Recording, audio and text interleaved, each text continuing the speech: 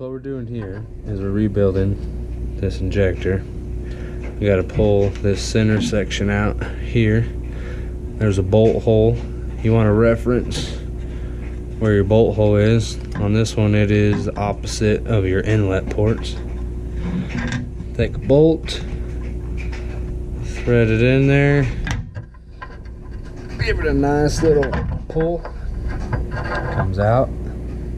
You got your injector, you got the housing.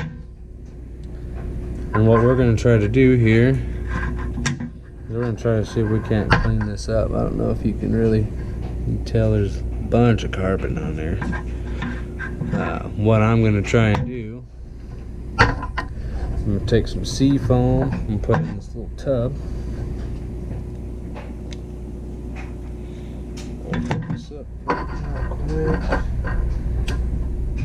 I essentially don't want to cover the wires on this injector. I'm going to set it in there like that. I'm just going to start filling this dude up.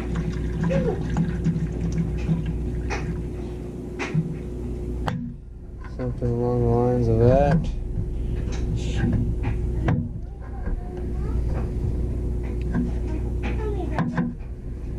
I think it'll hurt those to get a little on there. And that's that.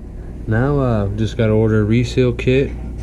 Try to get maybe get a bristle brush. Try to get this carbon built up off of here. Take this brass brush here. Kind of dip it in our solution. Just kind of try and get all the gunk off of it best we can. We'll just let all this just kind of soak in here for the night and see what happens.